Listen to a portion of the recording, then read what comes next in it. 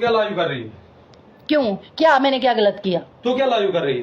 क्यों? मैं नहीं लाइव कर सकती हूँ। क्या हुआ? मेरा दिमाग काम करता? हाँ, मेरा दिमाग काम करता है। मैं क्या हुआ? मैंने आपके खिलाफ कुछ बोला? नहीं तो तुझे क्या बकवास करने की जरूरत है? तो मैं बकवास नहीं कर रही हूँ, मैं हक के साथ खड़ी हूँ। मैंने कुछ नहीं बोला। तेरा क्या लगता है? महराज मलिक मेरा कुछ नहीं लगता है, लेकिन महराज मलिक के उल्लू की पठी।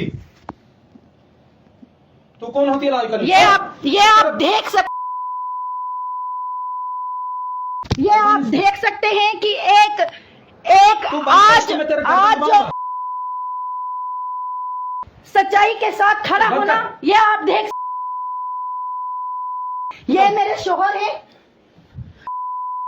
ये मेरे हस्बैंड है, ये आप देख सकते हैं। बनकर मैं तेरी गर्दन दबा दूंगा।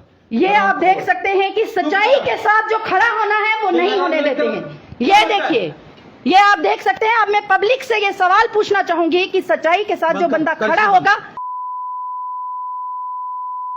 ये होता है। ये आज एडमिनिस्ट्रेशन महराज मलिक के खिलाफ क्यों है